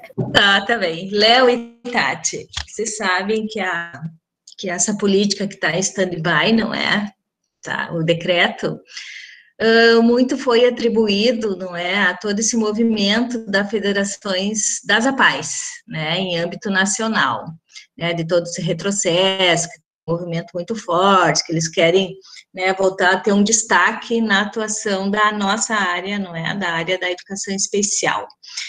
E aí é fácil falar, né, então, atribuir à Federação, não é, Nacional das APAES, mas vocês que estão dentro da instituição, o que isso foi discutido, qual a opinião dos colegas, quem atua na PAI, né, ouvir um pouquinho vocês que atuam nesse espaço, que atuaram, né, por muito tempo, enfim, o que isso vem sendo discutido nesse espaço, no interior das APAES, de fato, e se a federação teve essa interlocução. Não sei quantas APAES tem no Brasil, eu não tenho esse número, não sei se alguma das colegas tem, mas são muitas, não é? Mais de 2.000. Mais de 2.000. E eu fui num evento da Federações das APAES, em Vitória, né, e vi a grandiosidade desse evento, isso um bom tempo atrás, e a força que as APAES têm, né, inclusive estava a Rosita, né, neste evento, defendendo, sim, as instituições, como as APAES, como um espaço de inclusão, que é o que a gente também está querendo olhar dessa forma, né, voltar a olhar, né, foi o que a Eliana comentou, ou seja, temos que voltar a olhar para as instituições, inclusive como um espaço forte nosso de atuação. Mas, claro, que não na perspectiva de 30, 40 anos atrás, não é essa a proposta, né, como espaço inclusivo, de fato. O que vocês que trabalham nessas instituições, têm essa experiência, podem nos dizer em relação, né, se de fato a gente pode atribuir a essa nova política tanta interferência e se isso fez parte do diálogo, das discussões entre vocês que trabalham nessas instituições.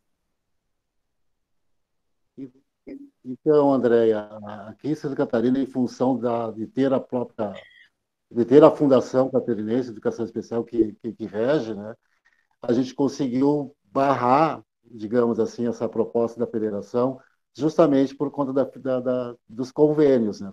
Tem uma questão financeira e política também, né? Porque, assim, como é que a fundação vai permitir que funcione como escola se dentro da própria política que segue a política nacional, né, elas têm que se configurar como centro de atendimento educacional especializado e não como escola, vai permitir que ela funcione como escola, entendeu? Assim, então, assim, coloca no papel uma coisa, mas faz outra, entendeu? Então, para manter a coerência, a Fundação se impôs, e disse, para manter o convênio, nós vamos ter que seguir, pelo menos até esse momento, vamos ter que seguir. Vamos avançar no processo de inclusão e não retroceder. Né? Ficou muito claro isso, foi colocado em reunião com todas as instituições aqui do Estado, foi colocado de que vamos procurar atacar os problemas que existem no processo de inclusão, no sentido de melhorar e avançar, e não de retroceder. Né? Então, em função dessa coisa, de não perder o convênio, aí houve esse recuo, né? Pelo menos até esse momento. Eu já faço desde 2019 que eu não estou mais dentro das APAES, mas eu sei que é bem dividido, sim. Tem ainda muito dentro das APAES essa divisão entre centro de atendimento educacional especializado e escolas especiais. É o quê, entendeu? Tem muitas... Está muito forte ainda isso, né? Até este momento prevalecendo os CAESP, né? Prevalecendo a política nacional. Obrigado, Léo. Tati?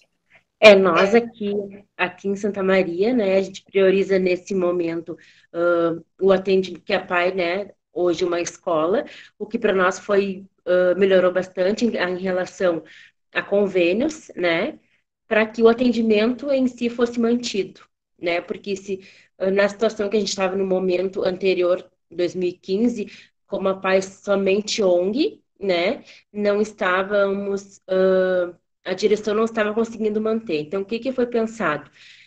Tornar a PAI uma escola, né, de educação especial. Paralelo também o atendimento da ONG, né, que também continua sendo com os grupos de convivência, para que tivesse uma melhoria nos convênios, né, tanto com o Estado quanto com o município, para manter, né, a instituição, a escola, enfim. E a partir disso, acredito, né, os meus colegas também pensam que sim, que tenha melhorado muito, desde a nossa qualidade, né, do trabalho, tanto de sala de aula, quanto de espaço físico, né, que foi nos ajudando a partir desses convênios que foram sendo firmados enquanto a PAI, Escola de Educação Especial, foi nos auxiliando a fazer melhoria nos atendimentos, tanto do espaço físico quanto do pedagógico. Tá bem, obrigada, Tati. Eu só queria voltar nisso, porque isso tem a ver com aquilo que a Eliana falava e essa questão que a Andréa traz da nova política, né? É como nós viemos nos acostumando a imaginar que as instituições são inclusivas ou exclusivas, ou de exclusão. O que a gente precisava entender, e eu acho que o Léo e a Tati trazem essa questão, é que o modo em que a gente organiza a instituição é que ela é inclusiva ou ela é de exclusão. Né? Ou seja, e aí para mim tem um elemento muito fundamental, que é nós da educação especial nessas instituições. Eu vejo por quê? Porque é nós que damos o tom educativo da instituição. Né? Esse tom educativo faz toda a diferença. Por quê? Porque o clínico ele é mais exclusivo, ou seja, é um atendimento de 1 para 1, não está muito interessado com um processo de relações humanas, de interações sociais. Ele é essa coisa que é voltado para o indivíduo. O tom desse processo de inclusão, que muda o processo de gestão das instituições especializadas, que muda o processo de movimentação e de estruturação de um programa de inclusão dentro das próprias instituições especializadas, tem a ver com o tom educativo que a gente é capaz de dar para essas instituições. Eu venho acompanhando aí as gurias, eu trabalhei muitos anos na APAE e venho acompanhando as gurias. A nossa entrada, e o Léo dizia das experiências lá da APAE de Palhoça, que é um pouco disso. Quando nós, da educação especial, assumimos as equipes das APAES, como eu assumi por 8 anos a APAE de Araguá, a gente dá um outro tom para isso. A gente mobiliza outras coisas. A gente passa a interferir num trabalho que é coletivo e que é comunitário. E eu acho que nós temos essa característica muito forte no nosso curso. Pelo menos num determinado momento histórico se teve muito forte. E eu acho que isso que a Eliana fala, desse movimento de retorno que a gente faz a isso que a gente tinha muito forte, é uma coisa muito interessante. Porque nós vivemos isso a partir de uma experiência que nós tínhamos na universidade, que era o NEPS. Ou, no meu tempo, o KCE. Entendeu, Maria Alcione? Tu pode me dizer isso mais efetivamente. Então, eu acho que isso é uma coisa muito interessante, o tom educativo que a gente dá para os processos de gestão. Então, não são as instituições, é o modo operante da instituição que transforma ela inclusiva ou de exclusão. Eu acho que é essa aí a grande sacada, assim, do que o Léo vem falando e tal. Desculpem a minha interferência, mas vai lá, Sabrina. Não, eu só queria complementar também, eu acho que o que tu trouxe, que vem desde a fala da Eliana e depois passou pelo Léo, a Tati, André, que é essa questão do pedagógico, né, do educacional. E a gente tem, como a Eliana comentou, nós estamos com a parceria com a Federação Nacional das APAES, né, para a implementação da CIS, que é uma avaliação de funcionalidade, não é de comportamento adaptativo, ou seja, não é atribuir o que o sujeito sabe ou não fazer, e sim o que a gente pode fazer no sentido de apoio, de atuação. E eu tenho sentido muito isso, inclusive quando saiu esse decreto, nós conversamos muito com o pessoal, né, da federação, e a gente entende que eles estão, que está se reconstruindo essa visão. Né? A Eliana comentou, eu acho que até mesmo pelo próprio conceito que a gente vem trabalhando, onde que a gente atribui muito mais ao contexto e ao social do que as questões né, orgânicas, biológicas, enfim. E a gente tem notado isso, a Alcione também tem trabalhado bastante conosco junto com a CIS, e a nossa ideia era uma parceria lá acho que a Bárbara está aqui, do RUSC, com o pessoal lá da PAI, que acabou que com a pandemia a gente não conseguiu, mas é olhar para o sujeito realmente como não só pelo esse viés da saúde, né, que a gente muito tempo nos atendimentos individualizados. Né, então, a gente vem trabalhando muito nessas questões, e eu acho que a Tati traz, e o Léo mais ainda, muito essa questão, né, da importância do educacional, do planejamento educacional, do planejamento pedagógico, e que é a nossa base, que é o que a gente cada vez mais, né, o nosso currículo, da Lê, do João, do Léo, enfim, a gente tinha muito mais ligado com essas outras questões, né, que a Tati já não pegou isso, e esse pessoal que está chegando aí, principalmente o currículo de 2020, né, que a gente tem tentado, né, Andréia, que está no NDE, essa desvinculação com a questão do sujeito, da deficiência, né, da característica, e eu acho que isso vai ser muito diferente também quando esse pessoal chegar nessas instituições especializadas, né, a gente tomara que a gente veja um reflexo nesse sentido também. Muito legal isso, né? Muito legal esse movimento. Vou pegar da fala da Sabrina, né? E também numa questão que eu acho que faz muita diferença também, pegando também um gancho da Leandra, que faz parte da nossa formação, a questão de estabelecer parcerias também com outros, por exemplo, com o IFSC, que no caso os Institutos Federais, né? Através dos cursos de gastronomia, com o Sistema S, com o Senac, Senai, entendeu? Que antes não tinha nada. Depois, hoje eles procuram para fazer parceria e hoje em algumas o Senac não tinha aqui, por exemplo, até estabelecer uma parceria com a PAI de Florianópolis, de começar a levar pessoas e a gente assessorá-los nesse, e hoje eles já são independentes. Então, eles já têm cursos já destinados, já com vagas abertas para pessoas com deficiência. E assim é o IFSC do continente em Coqueiros, que tem o curso de gastronomia, que oferece, né, tem turmas integradas, inclusivas, né, com pessoas com e sem deficiência fazendo o mesmo curso, né, de gastronomia. E isso foi tudo através dessas parcerias, entendeu? E, infelizmente, eu tive a oportunidade de participar de algumas delas. E eu queria falar uma outra coisa sobre isso, assim, dessas parcerias e tal, que a gente vai modificar, como modifica o tempo. O tempo é uma coisa muito linda. Eu acho que o tempo, ele nos produz coisas diferentes, assim. Mas quando eu trabalhava na PAI, eu identificava que quem coordenava, quem fazia o processo de gestão da federação e tal, geralmente são as famílias, e geralmente são famílias que tinham as características dessas famílias que a Tati identifica aí, né? Protecionistas, que tinham essa característica de medo do filho sair para o mundo e etc. Hoje nós temos outras cabeças do contexto da PAI, porque também essas pessoas da federação, da mesma forma que os profissionais foram se tornando mais jovens em termos de movimentação, não estou falando de jovens de idade, mas de movimentação de cabeça, também essas instituições, a federação e as próprias APAIs, também foram se modificando. Foram se modificando porque tem gente muito nova que está assumindo esses processos. E eu acho que também isso oxigena, né, muito e movimenta muito. Que é nesse sentido do que a Sabrina vinha falando, dessa coisa do que o Léo vem dizendo, de famílias que querem que os filhos vá para o Sistema S fazer formação lá.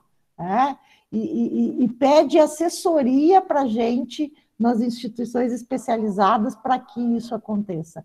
Cara, isso é muito legal, porque isso está vindo... É uma demanda da própria comunidade daí para as instituições especializadas. E isso também é um elemento inclusivo, porque senão a gente acha que inclusão é só botar o deficiente em algum lugar, né? E não é só isso. Pelo contrário, é o reconhecimento dele como sujeito, é o reconhecimento dele da produtividade capaz que ele pode ter no contexto da sociedade. Eu acho que essa é um movimento que a gente está vivendo agora no âmbito das instituições. E eu acho que é isso que a gente precisa fomentar bastante, né? Não sei se é isso. Nós estamos nos últimos momentos da nossa noite para fecharmos às 21 horas, como organizados, e eu não sei se tem mais alguém que queira fazer alguma pergunta ou algum comentário. Não, bem rapidinho, só para responder para a Andréia, enquanto alguém se encoraja aí, eu fui convidada no final do ano passado, eu acho, agora não me lembro, pelas meninas, a Emileide, a Mônica, a Célia, nossas egressas, que estão na PAI de Floripa hoje, para fazer uma fala sobre o decreto. E foi bem interessante, Andréia, porque a manifestação deles era totalmente contrária ao decreto. Eu, quando me convidaram, eu ainda fiquei muito receosa, disse, bom, né, eu vou ir lá e vou ainda conversei com quem me convidou e disse, olha, meu posicionamento é esse, e eu acho que vocês têm que avaliar se vai ao encontro do que vocês esperam. E elas disseram, não, prof, é bem isso que a gente precisa, é desse lugar que a gente olha como a PAI de Florianópolis tem se posicionado. Então, eu fiquei feliz, surpresa, feliz, mas acho que é importante, assim, acrescentar, né, na informação do Léo com relação à tua pergunta, assim. E a PAI, a Thelma também, né, Eliana? A Thelma que está lá também. Tem muitas, né? Uma galera. E a PAI de Floripa sempre teve essa relação muito... Floripa, Jaraguá, Blumenau, são instituições que sempre foram muito, muito oxigenadas em função da própria Fundação Kirsten, da própria Fundação de Educação Especial, enfim, de Santa Catarina, enfim. E eu acho que é muito legal a gente fazer esse movimento, né? Eu vou pedir para a Tati e para o Léo dizerem suas últimas palavras para o momento de hoje, que a gente não tenha tocado algum elemento que vocês querem nos dizer, que mensagem vocês deixam para as nossas alunas que vão se formar sem visitar uma instituição especializada nesse momento de pandemia. O que vocês poderiam dizer para elas que pudesse dizer, dar uma força para elas se constituírem profissionais de educação especial, olhando com carinho para as instituições especializadas? Vou deixar para vocês fazerem essas últimas considerações. Posso começar, então? Assim, até vou respondendo rapidinho uma pergunta que eu vi que apareceu ali, que as meninas perguntaram como que está sendo o nosso trabalho hoje, né, com o ensino remoto. Então, até hoje e amanhã são os dias que eu entrego atividades, né, e eu me questiono, assim, muito, porque, assim, sempre no nosso curso a gente foi trabalhando muito de não trabalhar as folhas com os alunos, né, em sala de aula, o trabalho, o xerox, a folhinha, como a gente diz, né, e hoje o nosso trabalho está sendo todo assim, que para mim, assim, ó, é angustiante, né, porque os nossos alunos, a maioria, não tem acesso à internet, né, então a gente não tem como fazer esse trabalho com eles online. Nós criamos um grupo de WhatsApp, né, onde eles fazem as atividades e mandam fotos e mandam vídeos deles fazendo, mas a gente tem que fazer esse trabalho de atividades impressas, né, que angustia a gente, porque eu já sou uma que gosta de aula prática, de levar o material para mostrar, para ir trabalhando, né, mas nesse momento é como estamos fazendo, com atividades impressas. As famílias vão até a PAI retirar a atividade. Nós estamos explicando, né, as atividades que serão desenvolvidas exercício a exercício, porque as famílias têm muita dificuldade, às vezes os pais muitos são analfabetos, né, e tem dificuldade de fazer atividades com os seus filhos em casa. Então, respondendo só uma pergunta que eu vi que apareceu ali rapidinho, é assim que a gente tem funcionado hoje.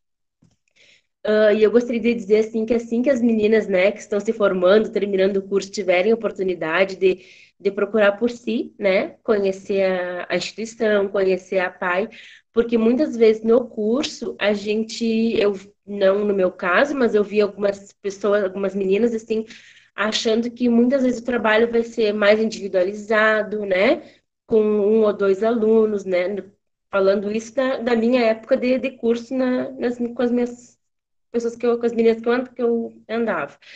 E na PAI, né, onde eu trabalho, a gente trabalha com uma turma muito diversificada, né? Eu tenho alunos na mesma sala, por exemplo, na turma de EJA, alunos que não sabem, não conhecem as letras ainda estão nas garatujas. Tenho alunos pré-alfabetizados e tenho alunos alfabetizados. Então, que isso, assim, ó, que eu queria deixar, assim, para elas, que é um trabalho muitas vezes difícil, né? Mas um trabalho muito gratificante, assim, que a gente trabalha na sala com todos os níveis de ensino, né? Mas que a gente, de alguma forma, sempre vê o desenvolvimento do nosso aluno, né? Que ele vai desenvolvendo todas as suas potencialidades da maneira que ele consegue, né? Então, eu sou apaixonada pela educação especial, sou mais apaixonada ainda, quem me conhece sabe que eu amo a PAI, né? Me tornei profissional na PAI, então até sou meio suspeita quando tem que falar de APAI, porque é um lugar, assim, que eu amo, né? Até hoje, como um parênteses, assim, um comentário, que amanhã eu tô completando 21 anos de APAI, no dia 1º de julho, né, que eu tive carteira assinada na APAI, então isso para mim é muito gratificante por estar lá todo esse tempo e ter passado por várias etapas da instituição. E agradecer o convite mais uma vez por terem me chamado para falar um pouquinho da APAI, um pouco do meu trabalho, espero que tenham gostado. É isso. Então, gente, eu gostaria de dizer assim para vocês que foi muito legal estar novamente aqui com com vocês nesse espaço de troca de ideias, né? E reforçar o convite. Eu acho que realmente o pessoal tem que conhecer o trabalho que é desenvolvido nas instituições, né? Não só das APAES, né? No caso de Santa Catarina, tem todas as outras conveniadas. Aqui em Floripa tem a Associação Catarinense de Integração do Cego, tem um trabalho fantástico também, né? Tem a Fundação, também está de portas abertas, né, para receber vocês, né? Se quiserem marcar alguma visita, de repente alguma turma, assim que puder, né? Que for possível, né? Então, eu acho que é muito importante. Tenho certeza, reafirmando, que vocês farão diferença se caso venham ser inseridos ou escolherem alguma instituição. Tenho certeza disso, que vocês farão diferença, né? Porque a formação que a Federal de Santa Maria nos dá realmente faz diferença. E, mais uma vez, muito obrigado.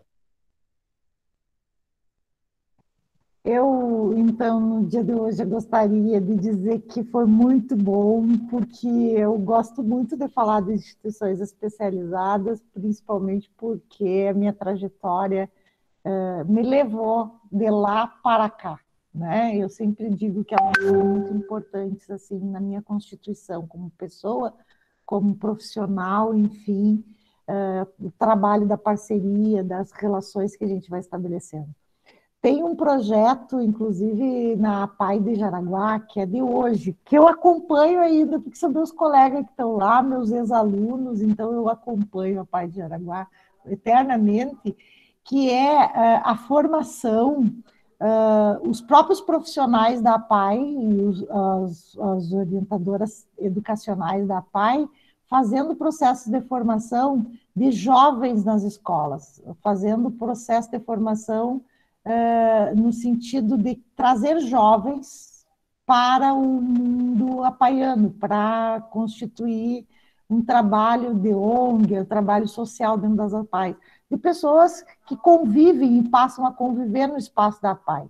Então, assim, da mesma forma que os nossos alunos institucionalizados, eles podem ir para outros espaços, a gente entende também que a comunidade precisa vir para dentro da instituição, porque a comunidade, se a instituição ela tem uma perspectiva inclusiva, ela precisa receber a comunidade. Então, eles fazem todo um trabalho muito legal nesse sentido. E aqui, reforçando essa ideia que traz o Léo e que traz a Tati, é aquilo que a gente pode oferecer como professores de educação especial, no âmbito do educacional, é que modificam as estruturas das instituições especializadas. E eles vieram aqui nos mostrar isso hoje, nos apresentar essas possibilidades. E, além disso, uma outra coisa que o Léo falou, de maneira muito superficial, que eu acho que a gente pode buscar em outro momento o Léo falar mais sobre isso, é a necessidade de nós fazermos pesquisas no âmbito das instituições especializadas, no sentido de prever futuros processos de como essa instituição pode se constituir na sociedade. Então, quando eu falava dessa coisa da demanda das pessoas, da população envelhecer e as pessoas com deficiência não ter onde ficar mais porque não tem... Quer dizer, isso é olhar para a sociedade de um modo geral, para a sociedade de Santa Maria, ver que serviços futuros a gente pode pensar sobre isso, a partir dessas perspectivas de que essa instituição ela é parte da sociedade, ela não está fora da sociedade. Não está que nem antigamente no lugar mais extremo da sociedade. Eu sempre dizia que quando eu estava lá no segundo ano do magistério e eu fui visitar a APAE de Santiago, eu quase tive que entrar no mato para visitar a APAE, porque ela era... As instituições especializadas geralmente não eram no centro, né? Elas eram escondidas nos lugares mais remotos das cidades. E hoje as cidades cresceram e essa instituição está dentro da cidade. Até essa dimensão territorial, espacial se modifica, em função do tempo. É a mesma coisa que a APAE de Santa Maria, quando ela começou a ser constituída lá, nem vou dizer quando, ela era lá no Santa Maria, que era um lugar que não tinha nem gente lá em volta, não era um bairro ainda. e hoje é um bairro, está constituído, etc. Então, essa instituição faz parte, as instituições especializadas fazem parte desta sociedade. E é em sendo parte que ela precisa também olhar para essa sociedade. Então, nós temos um papel muito fundamental no âmbito da pesquisa e da extensão também, que é um pouco do papel que a própria Fundação vinha se colocando e que as instituições também vêm pensando, né? Esse trabalho que a Sabrina está fazendo com as APAES, com a Federação das APAES, mostra a importância da pesquisa nesse processo, né, de desenvolvimento das instituições. Então, tem muita coisa para a gente pensar. Quem for por essa via profissional, tem muita coisa para criar, e produzir, e pensar, e, enfim. Eu acho que isso é muito legal. Não sei, Maria Alcione, quer falar alguma coisa?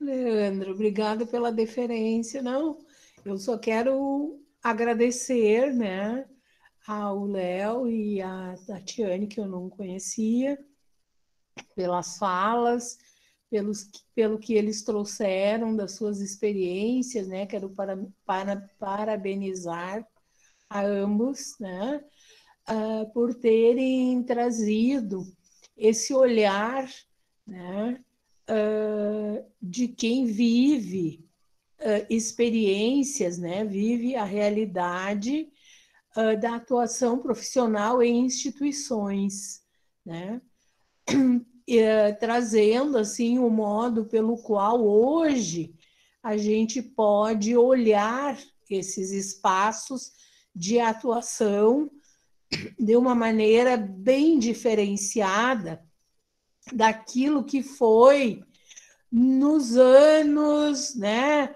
70, quer dizer, mais para trás ainda, 50, né, quando na década de 50, foi quando a APAE iniciou a sua ação, né, de acolhimento das pessoas com deficiência intelectual, né, e ela foi criada justamente naquele período para cuidar, né, dessas pessoas que lá fossem acolhidas por esse lugar. Os pais se juntaram e pensaram, né, como eles poderiam dar a seus filhos um espaço, né, de acolhimento, uma vez que as instituições públicas existentes ainda não tinham uma maneira pela qual isso pudesse acontecer, né? E a pedagogia, ela era do cuidado, ela era aquela pedagogia, né, de ter aquelas pessoas lá dentro das instituições sendo cuidadas e sendo mantidas, né, e respeitadas suas limitações, e ponto final. Graças a Deus que esse conceito, né, foi evoluindo, foi dando lugar para pessoas que puderam começar a atuar nesse espaço e levar outras alternativas, né, de atuação. Isso é uma realidade existente não só nas APAES, mas nas demais. A Eliana fez referência à Colibri, né? A Colibri, na verdade, ela foi criada também, e já bem mais pertinho de nós, não tão distante, né? Mas quando ela foi criada aqui em Santa Maria, por que ela foi criada? Porque as instituições públicas, escolas, não estavam mais recebendo alunos com síndrome de Down. Então, os pais não tinham para onde levar seus filhos com síndrome de Down, porque as escolas, as classes especiais que existiam, estavam sendo proibidas de receber alunos com síndrome de Down. Eles se juntaram e criaram uma associação que chamaram Associação Colibri, e foi para onde esses alunos foram encaminhados, mas encaminhados numa perspectiva de cuidado, não de escolarização, né? E por aí as instituições foram se mantendo por muito tempo, até que hoje a gente tem, né, essa atuação profissional que foi relatada aqui lindamente, né, pelo Léo e pela Tatiane, mostrando, né, toda essa evolução, tudo o que aconteceu e aonde a gente chegou nesse lugar hoje, né, que pensa, respeita, valoriza o ser humano, a pessoa que está lá e que merece oportunidades, né? Quando o Léo fala dos próprios cursos que hoje são oferecidos de formação profissional. Eu estava pensando lá para trás, inclusive eu fui professora, né, de uma disciplina que tinha no nosso curso, que falava, né, da formação profissional e o mercado de trabalho do deficiente, e os tipos de oferta que a gente tinha. Lembrando das oficinas que a gente conheceu em diferentes contextos, lá em São Paulo mesmo, a Andréia teve oportunidade no seu estágio de vivenciar isso aí. Leandra também, viagens de estudo que a gente fez, não só fora do estado, lá na Fundação, lá em São Paulo, mas como aqui no nosso estado, em Pelotas, né? Naquela fundação que existia lá e que dava, quer dizer, que era um trabalho completamente mecânico. Era que nem o filme aquele do Charles Chaplin, né? Então, montar a pecinha de sutiã, né? Aquelas pecinhas que colocam nos sutiãs, as velas, né? Que aí existia aquele gabarito, o aluno só ia botando as velas ali para colocar dentro das embalagens, a montagens desses... como é que chama? Da luz, esses conectores, né, de luz também tinham a paz que tinham essas bancadas com essas oficinas, e os alunos estavam lá como se fossem robô, né, fazendo aquela atividade ali, sem terem, né, uma outra oportunidade de raciocínio, de vivência, não só a realização profissional, mas como a própria realização pessoal. Não namoravam, não tinham uma vida social, né? Aquele dinheirinho ínfimo que eles ganhavam, muitas vezes eles davam para a família, eles não podiam nem usufruir daquele dinheiro naquilo que eles pudessem ter, não tinham autonomia de ir sozinho para as instituições, coisa que hoje tudo é até uma condição sine qua non para que eles possam estar. Como você falou ali, se a família não aceita, vai embora, porque eles precisam, sim, ser respeitados na sua condição. E é isso aí. Então, eu acho que trazer essas informações para os nossos alunos e alunas, né, que são concluintes do curso, é uma riqueza muito grande nesse momento que a gente não pode ir conhecer, que a gente não pôde, né, fazer uma visita, fazer uma atividade, né, presencial, porque, infelizmente, estamos vivendo, né, todo esse momento atípico. Então, trazer a fala de duas pessoas que estão vivendo essa realidade atinge o nosso objetivo, né? Aquilo que a gente quis, que a gente pensou, quando nós discutimos, Leandra, as nossas questões do estágio das nossas alunas, né? Como que a gente poderia, de uma certa forma, suplementar, né? Dar às nossas alunas e alunos uma oportunidade, né? De terem uma aproximação, né? Dessas realidades. E foi perfeito. Muito obrigada.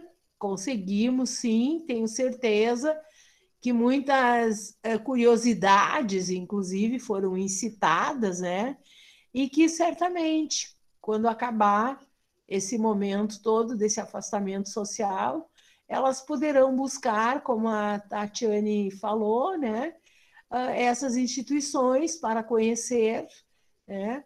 Para que elas possam, então, ampliar, né? Seu conhecimento no que diz respeito à atuação do profissional de educação especial nas instituições. E que também foi bem relatado por vocês, professoras, né, Eliana, Leandra, Andréia, que viveram essas realidades de trabalho, né, nesses contextos. Muito bom, foi rica essa nossa noite. Beijinho no teu coração, Léo. Adorei ver você, querido. Não me esqueço nunca de ti também. Vocês viram por que eu pedi para ela falar, para ela fazer a síntese, né? Sempre tem que ser, né? Mas por isso que eu sou o dinossauro, né? Eu sou a vovó. Então, a vovó tem que trazer a experiência, né? E fazer esse resgate aí. Léo, olha só, obrigado, Maria Alcione, por aí mesmo, e foi muito legal essa nossa noite. Léo, só para te dizer que tá a Jaluz aqui, que foi tua colega, eu acho, que está dizendo aqui que estava com saudade de ti.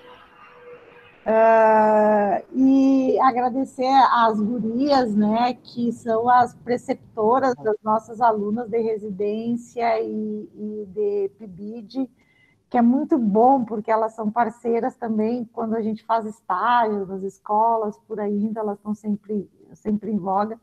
Aqui hoje nós estamos, Léo e Tati, com todos os alunos que fazem esses PIBIDs e tal, mas também com os alunos da Andréia e da Tati, que estão trabalhando agora nos estágios de dificuldades de aprendizagem também, né?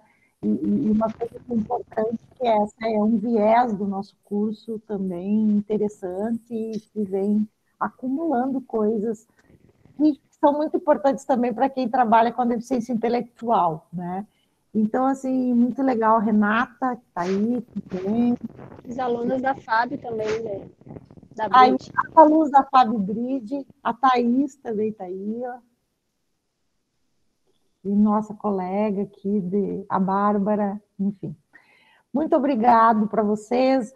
Eu gostaria de agradecer novamente Tatiane e Léo pela contribuição que vocês trazem e a gente sente pelo amor que vocês têm por essa universidade, uma universidade que nos enche de orgulho, principalmente no momento em que um senador da República diz que ela é motivo de vergonha. Para nós, é motivo de vergonha ele ter pisado em um pedacinho de um tijolinho dessa universidade. Esse é o motivo de vergonha que nós temos.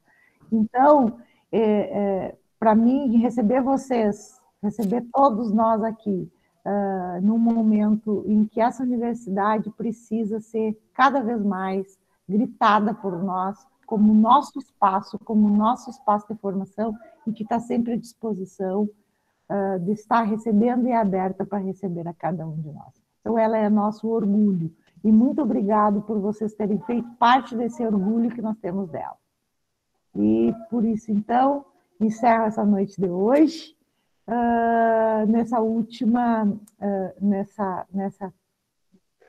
nesse momento. E, Sabrina, tu quer dizer da nossa próxima noite? Primeiro, eu vou agradecer também a Tati, que a gente vê mais, né, tá aqui em Santa Maria, mas Tati, me perdoa, mas eu tenho que agradecer especialmente o Léo, né, que meu colega de graduação. Léo, muito bom te reencontrar aqui, né, assim como a Jalusa comentou, e poder compartilhar contigo também, compartilhar dessa tua alegria, como a Leandra contou, desse teu entusiasmo no teu trabalho. Isso para a gente também é muito bom ver os colegas antigos, né, carinho não só profissional, né, então obrigada, Léo, e Tati, obrigada também, minha aluna da primeira turma, obrigada.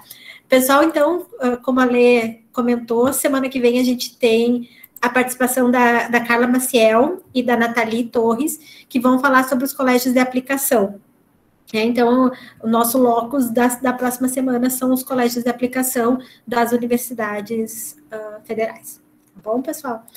Obrigada a todos, obrigada, Lê, pela mediação, os colegas que estão aí, todos que estão assistindo.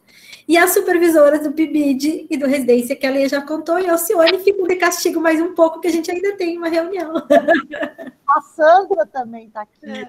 Tá, a Sandra, tá a Thaís, tá a